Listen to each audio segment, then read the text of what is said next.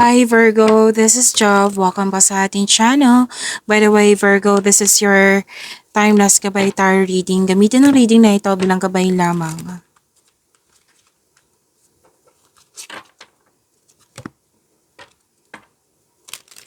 Tandaan Virgo, ito po ay general reading.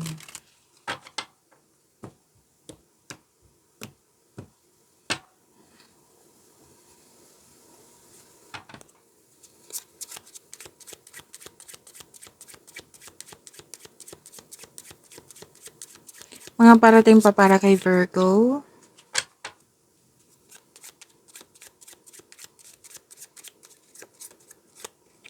Virgo, ingat kayo ha kasi may tao ditong parang na-provoke ka nito. May hindi magandang sinasabi, ginagawa. Opo. Na alam mo to kung sino to. Taong kaaway. Na pinoprovoke ka para magalit ka. Tapos na nakikita ko dito naapektuhan ka sa mga ginagawa or sa mga sinasabi niya. Nagkaroon ng weakness tapos may impostor talaga dito. Nang dahilan nito, nagkaroon ng self-doubt. Pero then may sa'yo, may tuto sa inyong desisyon, ideas, or hindi talaga kayo magkasundo sa inyong pag-uugali. Like, magkaiba kayo magkaugali, di ba? So, hindi mo siya maintindihan, hindi ka din niya maintindihan. Yan pong sabi dito.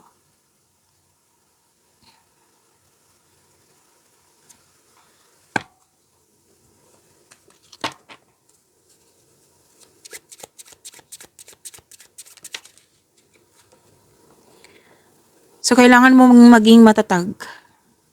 Okay? Kailangan nyo maging matatag. At sikapin nyo ma-release tong negativity na ito, palitan mo ng positivity.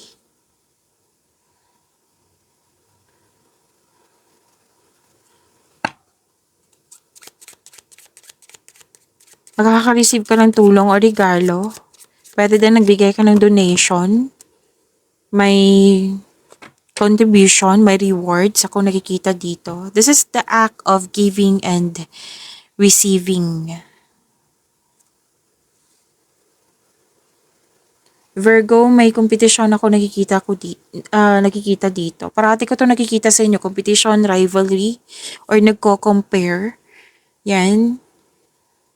So, yan po.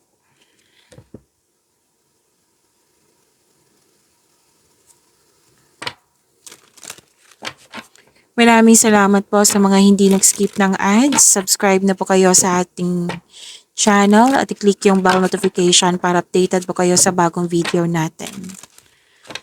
Para sa mga gusto magpa-reading po, comment po kayo ng personal reading and check my reply sa comment section.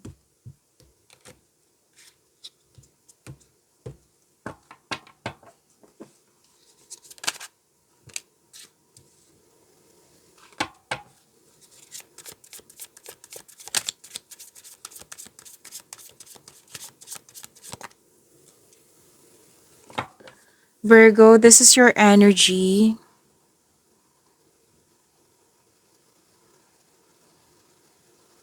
Okay, may sabi po dito na may tradisyon na masusunod. Tapos may usapin tungkol sa teacher, student, education, school. Tapos makaka-receive ka din ng divine wisdom. Tapos you're showing your kindness to everyone. Babala lang po sa palaging masyadong mabait kasi mukhang may nangaabuso talaga sa kanyang kabaitan. Which is sinabi din kanina dito. Okay? Tapos pwedeng may attraction sa teacher, student, or magaan ang loob mo sa kanya. Tapos may pamamanhi ka na magaganap or kasal. So wedding bells is coming. Pwede din itong magte-take ng masteral or board exam for traditional career path or moving up to the ladder of success.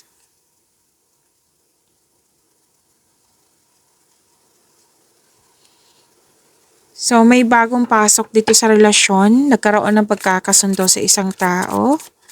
You're very inspired, nagkaroon ng motivation, nagkaroon din ng time for yourself, nagkaroon ng promises, commitment deal, nagkasundo, nagkaroon ng pagkakaisa. Opo, so attraction, pwede din romansa to na may bagong pasok sa relasyon nga. And pwede din na partnership to sa trabaho, business partnership, teamwork.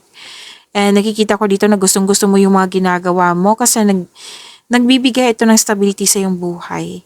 Yes, lalo na sa career and money mo.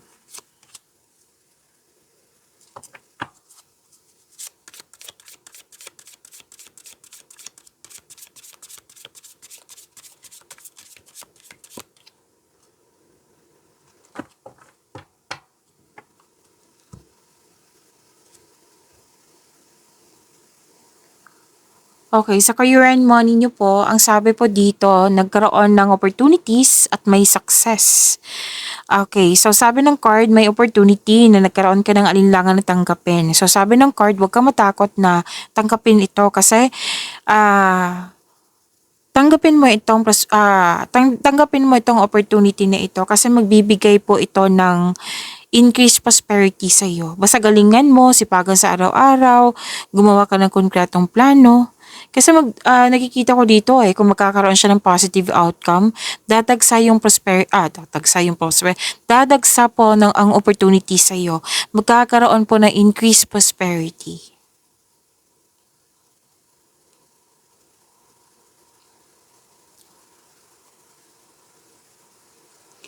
Sabi din dito na mas lumawak yung ambisyon mo sa buhay, nagkaroon ng choices, nagkaroon ng future plan, at dito pa rin yung business partnership or nakipag-teamwork sa'yo.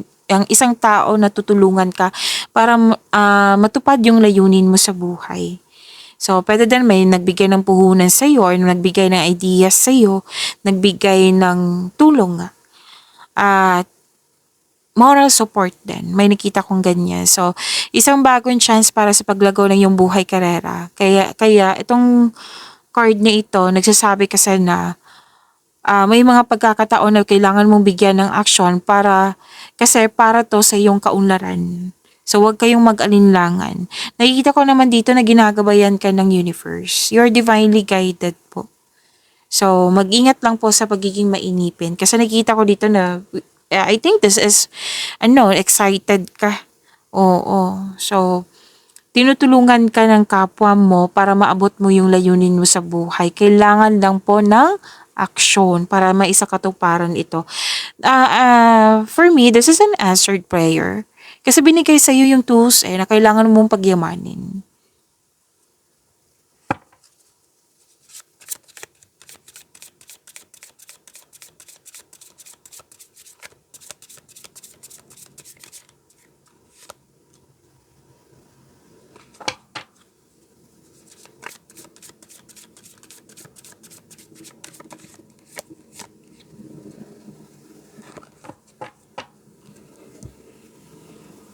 Virgo, huwag niyong kalimutan na mag-subscribe sa channel natin at click yung bell notification para updated pa kayo sa reading natin.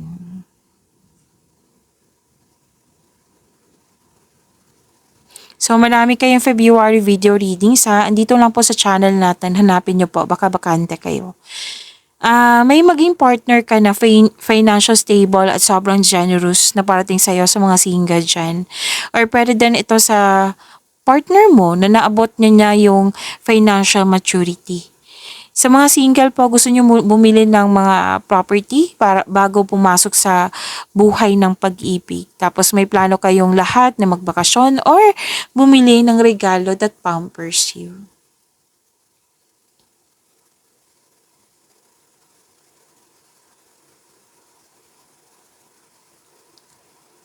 So may maliligaw ka dito na very charming at passionate partner. Na very active kang suyuin. Pwedeng makulit to. Opo. So, pwede din bagong pasok kayo sa relasyon. Na sabi ng card na kilalanin mo na mabuti. Without getting too carried away. One step at a time. Opo. So, may dalawang card po mismo nagsabi dito na may travel na magaganap. Yes. At ano to?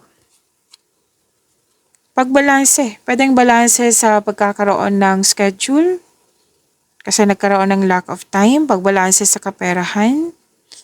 Yes. Para pwede din balanse sa emotion. Kasi nakikita ko rin dito na nagkaroon ng pagkakasundo. Kasi may masungit dito na binigyan mo siya ng mahabang pasensya. Yes. So, may emotional intense na mangyayari.